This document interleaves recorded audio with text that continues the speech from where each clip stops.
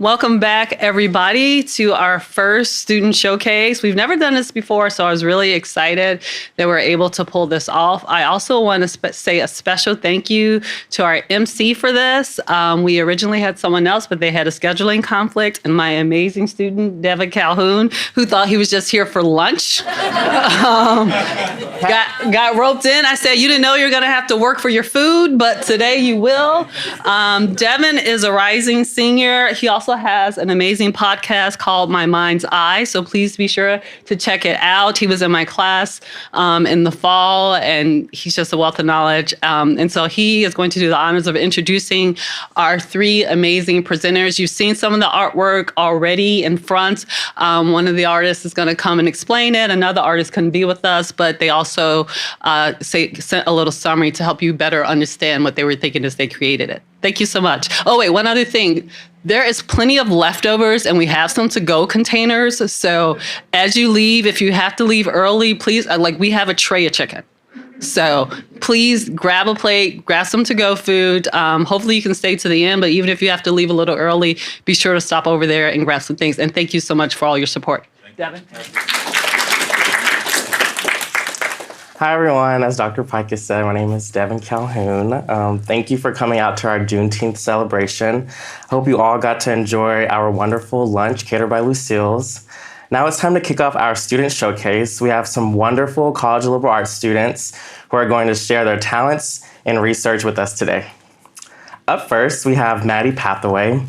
Maddie is a rising second-year student in the English department. She is a performance poet from Houston, Texas.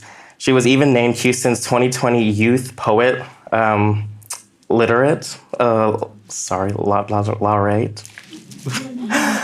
She is super passionate about mental health, which is part of why she aspires to go into a field of social work, and is also why it's her passion, and it's a huge part of her involvement and volunteering.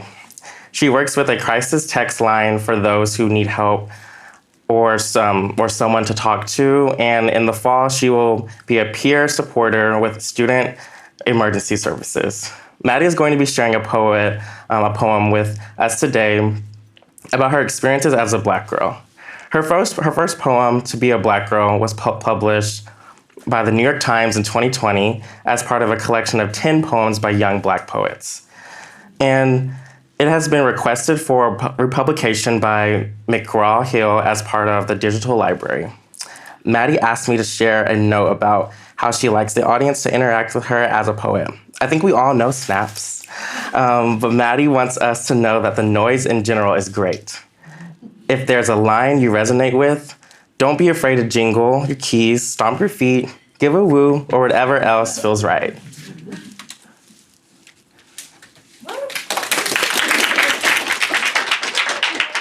Hi, testing. Okay, it works. One eye covered by flat ironed hair, wearing the jacket I always wore, in the back seat behind my mother. My father was pulled to the side in our silver sedan. Left index finger rolls down window, open palms to steering wheel. My mother jams the stereo off, documents on dashboard. My brother's frozen gaze forward. I look back. Broken tail light, they said. Suspected criminal, one officer, then 5 white men. Step out of the car, sir. Sirens blaring, what's your name, sir? Hands on Smith & Wessons, pointing at a man, a mugshot looking nothing like my father, a time for running errands. It was night when they let us go. At 11 years old, I was listed as most wanted. Hung from the side of a tree, suspected of aiding and abetting another criminal, my father appropriately having a broken taillight.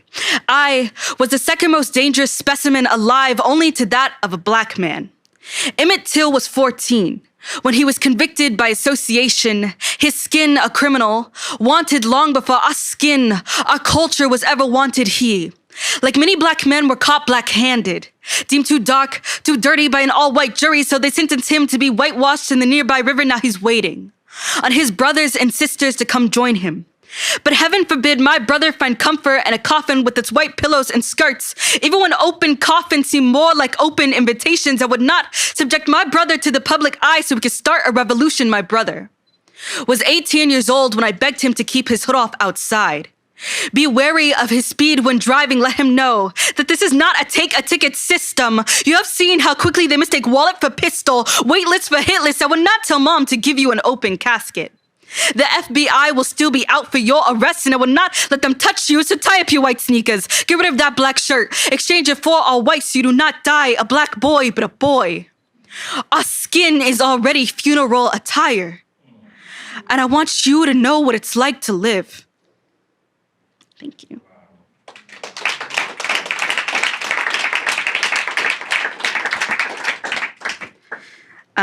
This next piece is like all my poems based on a true story, and this is a letter to Black boys who might not be confident in their skin color. To the light-skinned Black boy who said I was too dark for his family. You might want to impress the figures who play a crucial role in your life, but mom and dad are not psychic. They're human. Like I am human. Not the picture your white grandfather paints of black girls at the dinner table, pointed acrylics and a fro full of arsenal, black magic and phantoms, dirt and cockroaches, oil spills and Galveston beach water too dark. As if this is the first time I've had my humanity stripped from me. As if this is the last time I'd recall spending hours scrubbing away at my mud-colored skin, petitioning God as to why I was given the bad color. Wishing that silk white soap would rub off on me. 'Cause white is good, right?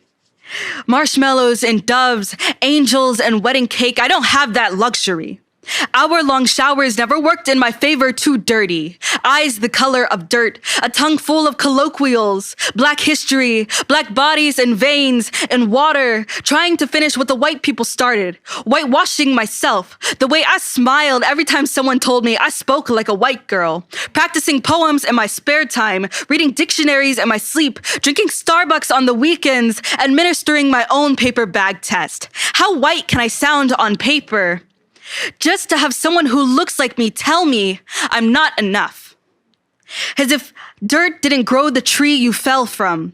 As if Hershey kisses and chocolate cake never stopped your stomach from rumbling. As if you never found comfort once upon a time in the stomach of a woman who looked just a tad bit like me, to the boy who was worried what everyone else thinks about his skin. I learned to step out the shower, stop scrubbing. It's time you do too.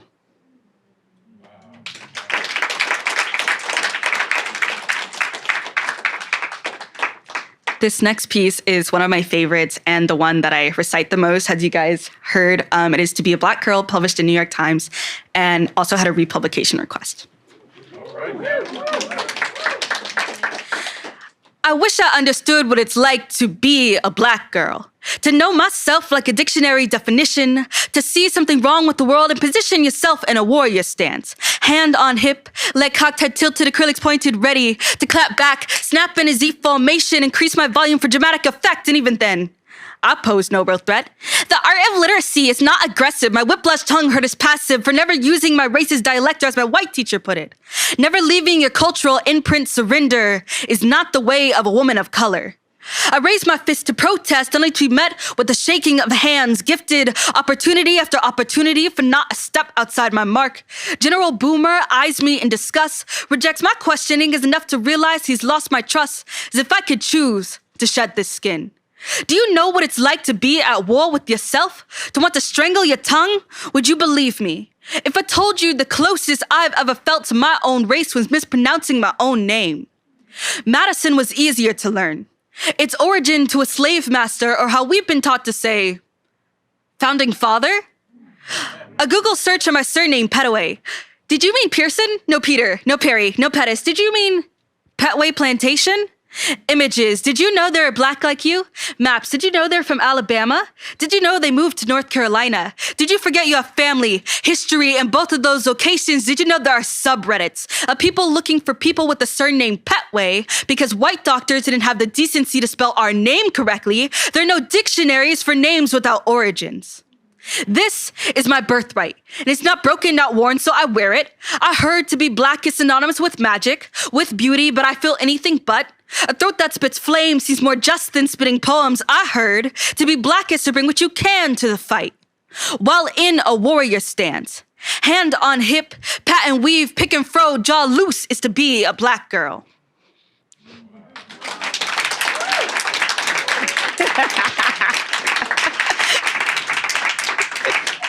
Yes, thank you. I told the interpreters ahead of time. I rap when I say that one. No, I'm kidding. So this is my last piece, and this is really just a call to all of the people of color in the room because, well, it's just a call to action to vote. I have stories that will never grace the stage because you would consider them controversial. I've learned society likes the aftermath, hurt veiled in metaphors, references to generations past, 50-cent root beers but no mention of Jim Crow laws, white picket fences but no mention of whitewashing. To vote is not just a civic duty but a victory for our ancestors. Let us not exclude ourselves. There are 100 million people who don't vote. There are 100 million people plus whose rights are in danger. If you're waiting for the thesis of a story, I can only give you a conclusion. For every ballot unmarked, someone in need wakes up dead. There is no need for analysis, no need to paraphrase this into headline quotes. We are trained in the art of educated guesses rather than asking educated questions. We are the silent majority, and we are more dangerous than politicians we don't vote for. Thank you, guys.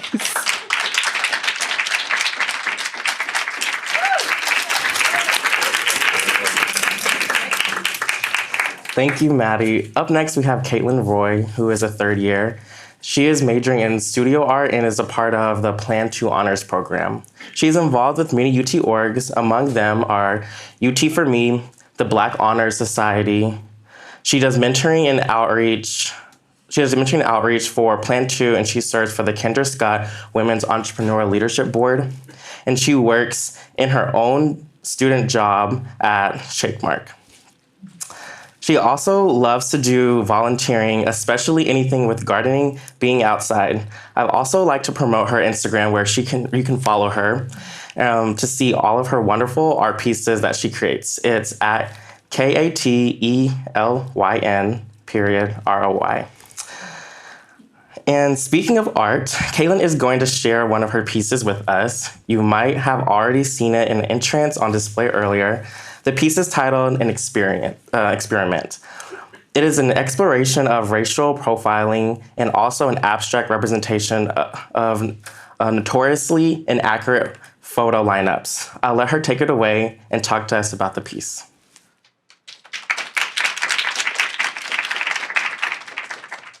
Hi everyone, I'm Caitlyn, as I just was introduced. Basically, I made this piece, I actually unrolled it this morning for the first time in about 6 months. It was very tight, and I realized I made that in December of 2021, like during winter break, my sophomore year, that was last year. And it was around the time of a lot of gun violence and shootings and whatnot in the news. And I was really just experimenting with ink blots, and I saw, personally, I saw a Black man like holding a gun, or I saw a Black man either like drinking something. And I was also experimenting with space and color, and well, actually no color in this one, but color can be taken as is Black as well, because Black is sometimes mixed with like all the colors into one, so it makes a really dark, saturated color. So when I made this piece, it just reminded me of like, of just how Black people are racially profiled for just how they look without knowing who they are. And I guess this piece, because it's so flat and there's no dimension towards it except the, of course, like the different line weights inside of it, that gives it a little bit of space, but it's mostly just flat, kind of how sometimes we and they view Black people without knowing who they are. And I guess I just wanted to open it up to questions or comments on what you guys see in the art piece.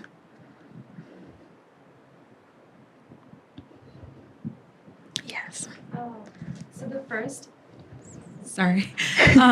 first ink blot up there, I kind of see a girl holding a gun. Is that something you intended to do?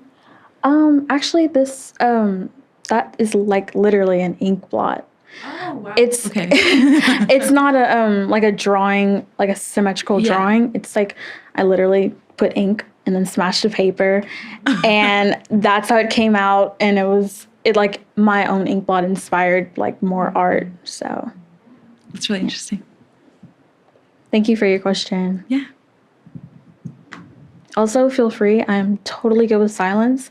I've sat in so many art classes where we're just silent for like 5 minutes, observing the artwork, and we're like, okay, guys, anybody gonna break the silence? Everybody's hungry.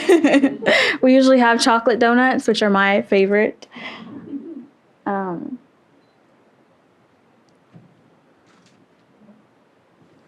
Yes. What type of materials did you use? This is your basic like sketch pad drawing paper, and I use microns, or also known as pigment ink, and the ink blots are made with India ink. So the whole thing is waterproof. So you dip it in water, it doesn't go nowhere.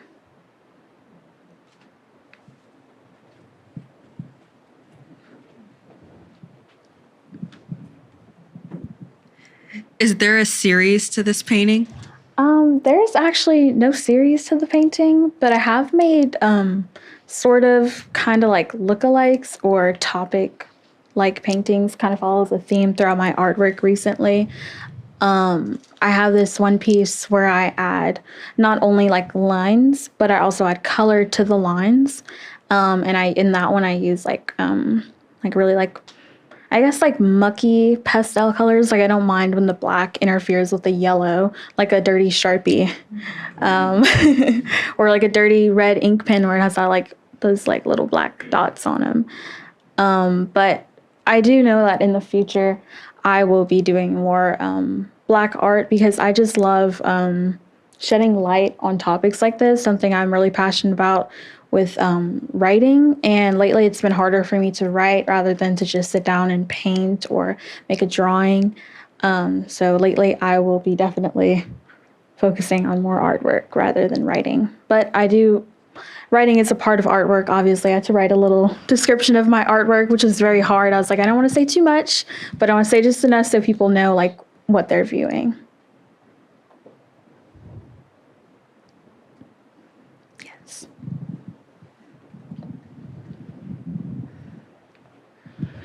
Yeah, this could be my poli-sci like brain working right, but like when I first walked in, what I saw was like almost like the same community that's been diluted kind of to prevent power from building or something like that. That's why, you know, kind of like when you look at gerrymandered maps or how neighborhoods are redlined in certain ways. That's why I saw immediately. Yeah. This piece actually inspired me to do some map making work, and I also explored like housing and structure, and I did like this like whole like transparency thing. It's also on my Instagram, where like the lines and the shadowing like builds and builds, but it's all flat on paper.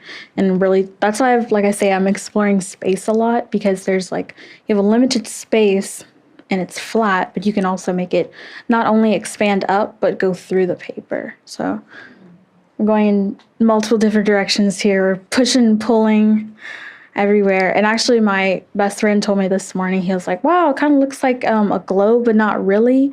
Kind of looks like a flat map, like continents and then water or streets.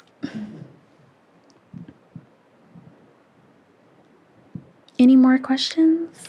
Yes. I have to ask this advisor question. How is it? It seems like in Plan 2, you get to celebrate all of your interests and intellectual areas. So can you just talk about being in Plan 2 and celebrating every part of your intellectual interests? Honestly, I've been able to express more of my like Blackness within my studio art degree with making artwork. I have taken at least one semester of having a Black professor. I had Dr. Woodard, if y'all are familiar with her. And she's amazing. I love her so much. I need to get coffee with her soon. But in Plan 2, really, I haven't really had that opportunity to explore my Blackness within the classes because they say that they're diverse. However, when you walk into class, they push the European agenda so far. And even in my painting classes, like the really old professors will push the Met. They won't push like art galleries in Atlanta or art galleries in New Orleans. And there's a lot of professors that have shows in New Orleans, which is crazy because New Orleans is like known for like jazz and beautiful lights, music, and everything. But yeah, I don't really see myself exploring my Blackness and plan to, unfortunately, as much as I hope to initially. And actually, just to add to that, I would like to write my thesis about just involving more Blackness in curriculum because it's so helpful because we're all here today, different colors, shapes, sizes, and we're all interested in Black art and the history of Juneteenth. So I really don't see why we can't translate this to a classroom setting. You're helping us. I really hope like by the end of like my senior year, there's some more Black options, more ethics, the ethics writing flag. I hope that's more sought through in philosophy even, because philosophy was mostly just old white people. And so it was a little, and even when we explored Black people, they didn't even really announce that it was a Black philosopher. They just said that it was philosophy. And I don't know, it just felt kind of weird because like we were always dealing with white people. And I had assumed for the longest time that it was another white philosopher. So I was like, wow, first Black philosopher I've heard about.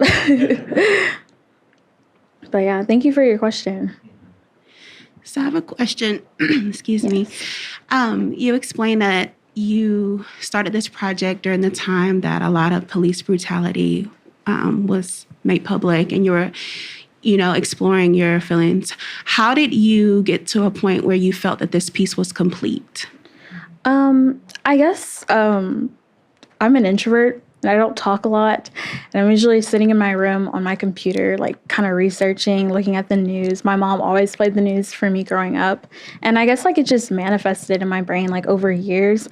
So when I had the chance to realize how I wanted to pursue this art piece, I was like, this is going to be how it's going to look. Because I finally had like all the pieces in my hand and I could establish something that I was comfortable presenting to a group of people.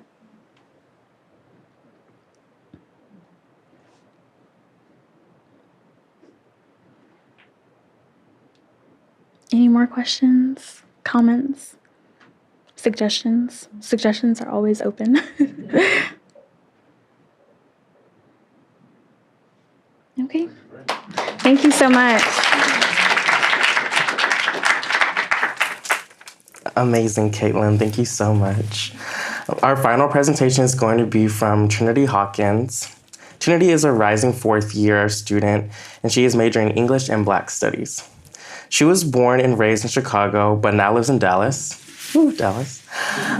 Here at UT, she is the co-director of operations for African American Affairs. She's a member of Texas Sweethearts, and she is helping organize the new Black Student Weekend. She is a Backbone Digital Leaders Fellow and an editorial intern at D Magazine. She aspires to work in publishing and go to grad school for Black Studies. Trinity is going to be presenting her research on Miss Opal Lee, who's known as the grandmother of Juneteenth. Trinity completed this research for an article she wrote, which was published just a few days ago in D Magazine.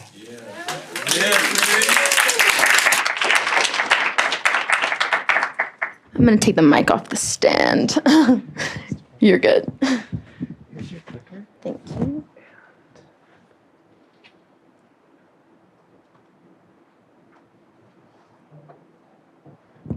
Awesome. Hi, y'all. I'm so happy to be here. Thank you so much for coming to see all of our wonderful pieces. So intro, I'm Trinity, and I wrote this piece. It was also an interview I had with Miss Opal before I even knew that there was going to be a Juneteenth showcase, so I feel like it's very pertinent to see how things work out. And I'm a firm believer in like a universal plan, so I believe it was meant to be here.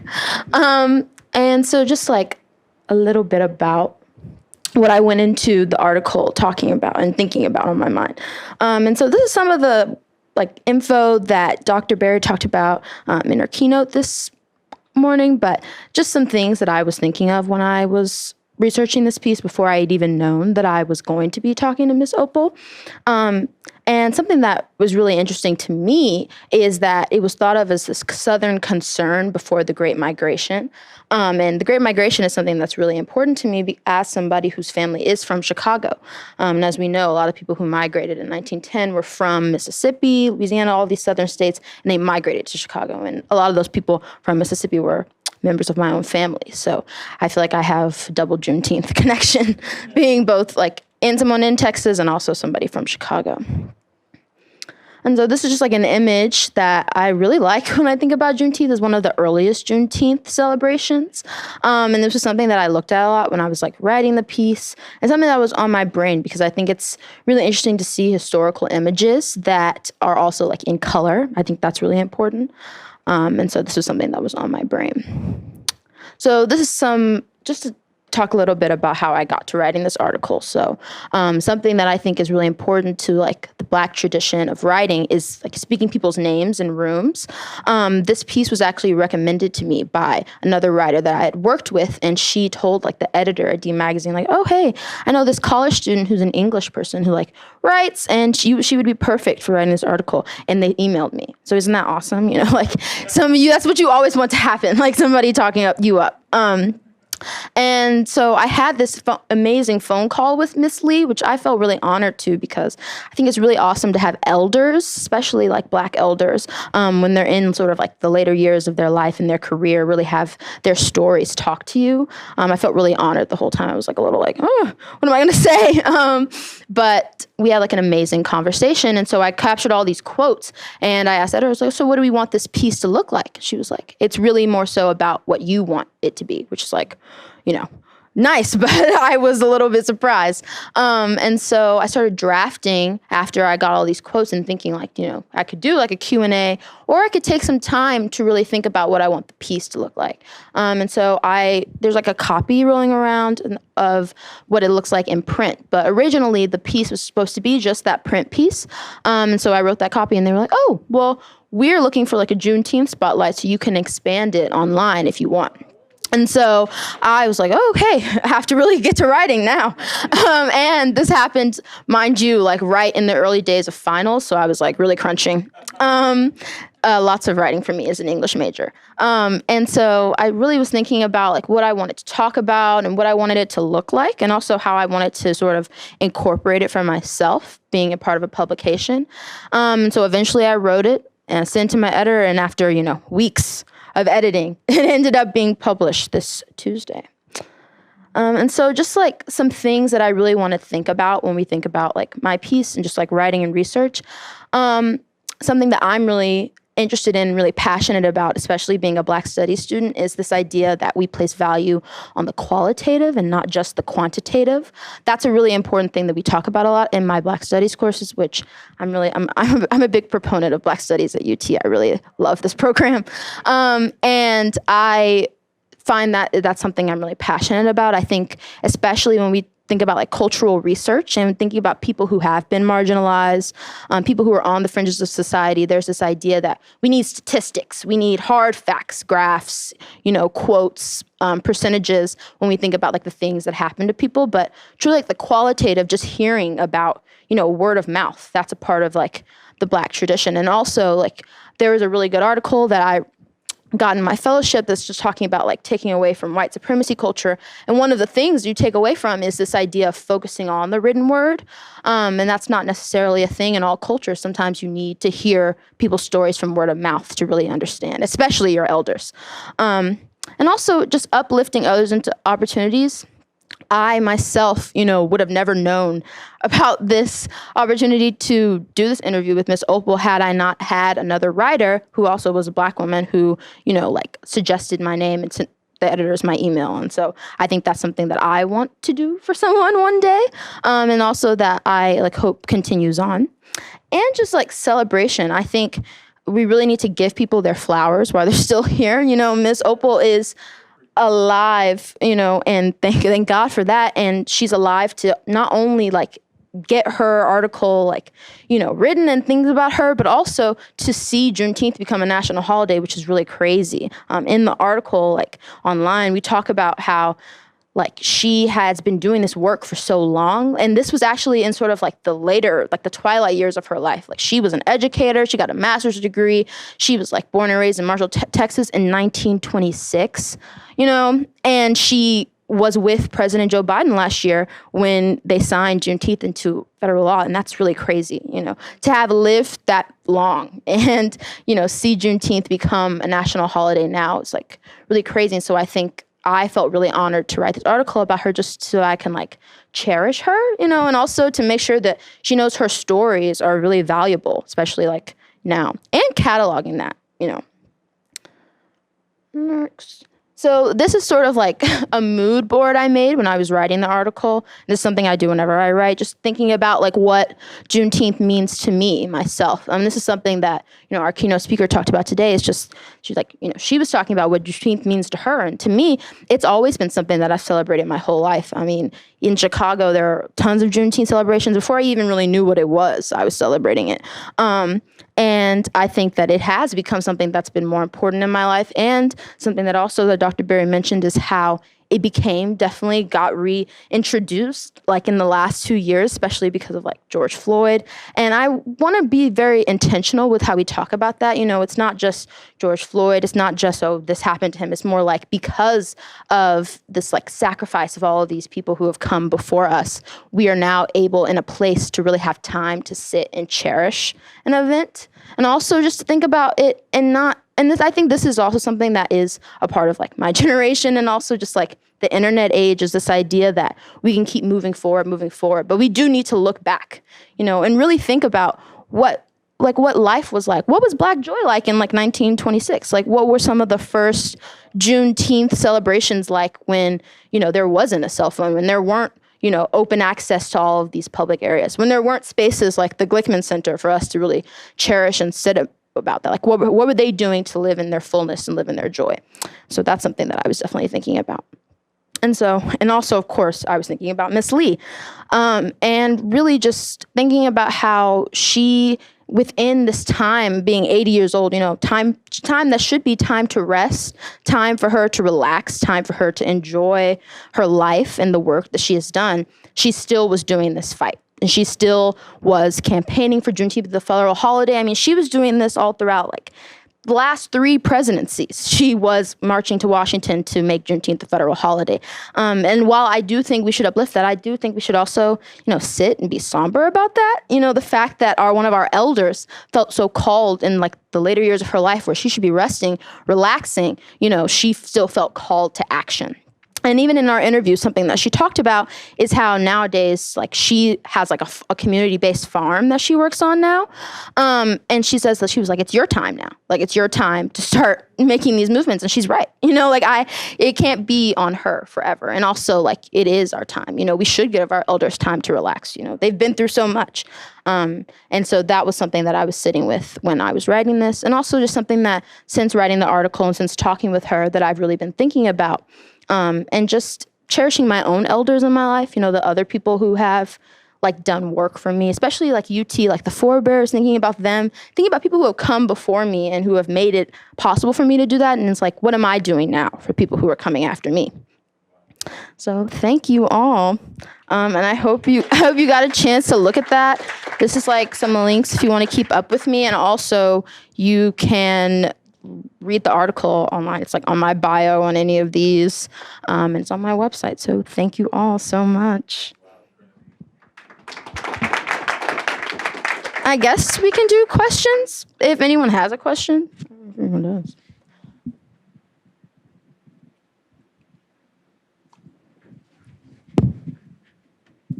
Thank you, Trinity. I guess I'd like to know, like, what did you take most away from writing this article? Like, what did you learn that surprised you or confirmed something you already knew? I think what surprised me is when I was doing the research for it, and I learned about how and this is something that Dr. Berry also talked about in the beginning, is how, Juneteenth was sort of like this holiday that had always been celebrated in Galveston, Texas, but during the Civil Rights Movement there in the 60s, there was like a pause, because there was this idea that talking about Juneteenth was almost like not moving forward, and that it was sort of highlighting slavery. And, I don't think that is like a minimal concern. I think that's real. I think they were in the thick of it in fighting for civil rights, and this idea of like looking back and focusing on this time of like pain and also shame for a lot of people. I think something that does get undermined is thinking about how harsh the reality of slavery was, not just on like a physical level, but mentally. I mean, some of those people who were in the civil rights movement in the 1960s, their grandparents were enslaved, or their grandparents were, it was a very real quotidian thing for them. And so I think that that's something that I was definitely like surprised to learn about, and also sort of like thinking now, like, kind of feels ridiculous for somebody to be like, oh, like, we learned too much about slavery. It's like, you can never learn enough. It's like 200 years of that. There's so many stories, so many histories that we still need to know about. So, yeah.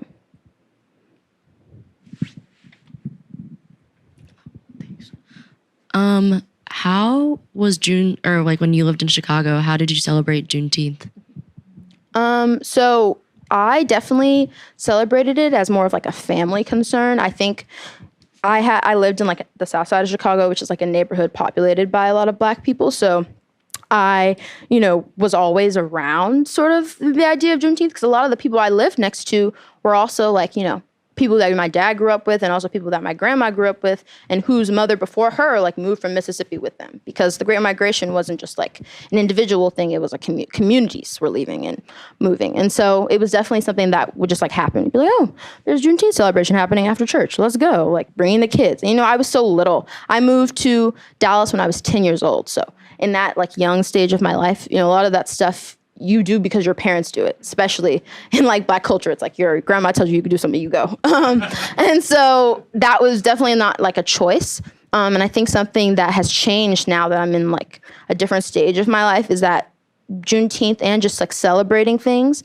especially like celebrating Black things, is like a choice. It's like an active, conscious decision that I make, and that's something that I definitely didn't have to do when I was little. But, like, I live in Austin, I live alone, like, and not like, like, I'm not here with my parents.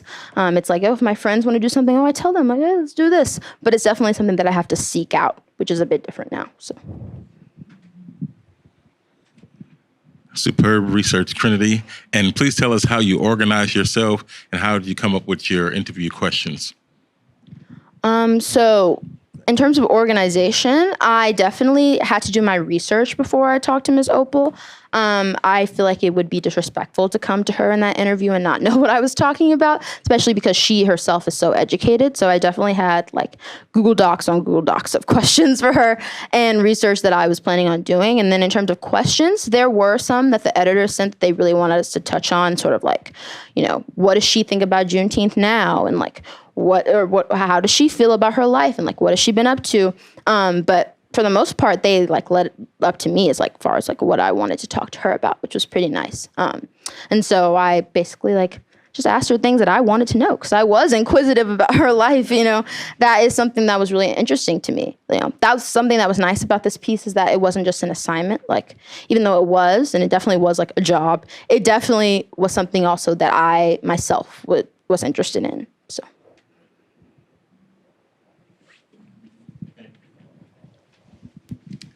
Hi. Was there any advice that other people gave you for your piece that on paper seemed like a great idea, but in the grand scheme, like you just decided not to go with their advice? Like you went with your gut instead? Yes, actually, that's a great question. Thank you. I think that especially in the world of like, like editorial pieces and like, publishing, like big time publishing, there is sort of this sense that there's like a very professional format that you're supposed to operate when it comes to talking to sources and especially interviewing. And while I do think that part of that is true too, I think that that also is like, you know, a covert part of like white supremacy culture is this idea that you have to be a professional operative with people like, and this idea that you have to distance yourself. Just the whole idea of professionalism in spaces where you're supposed to be connecting with people. I was told a lot when I was writing this. I said like, oh, like be aware of like Ms. Opal and like her team. You're gonna go through a PR person. Her PR person is her like granddaughter, you know. So yeah, it's not necessarily something that like I think maybe if I was working with like I was working with Beyonce, like yeah. But I think, you know, because it was Ms. Opal and because she herself is a grandmother and because I also like came to her humbly, it was natural and it did happen naturally. So that's something that I would say was some advice that didn't necessarily work for me, was this idea that I had to be professional. And I think I was, and to an extent as you are when you do like research and interviews. But I also think too that I definitely, you know, it was communal. Like I was talking to her. It felt like I was talking to my grandma, you know, like that was sort of what it was. And so that was something that I definitely like leaned in with that. And I think it made the piece better because I don't think I would have gotten as much out of her if I was very analytical and also just like observatory about things that are connected to her real life. You know, like she lived through all of this. This wasn't just like, you know, things that happen, a book, you know, like this is her real life. So I think, you know, handling it with care and being just like a real person, I think that is like the best thing that I can say.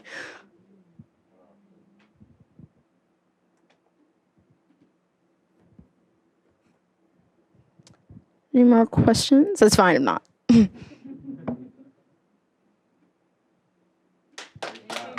Thank you.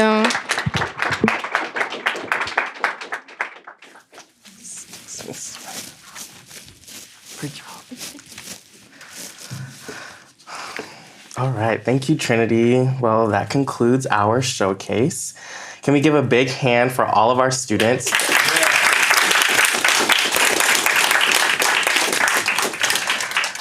Thank you all so much for coming out for our celebration. This is our first year in person, and we are so glad to have you all with us. And thank you to everyone who joined us via Zoom as well. We hope that you can do this all again next year. Thank you.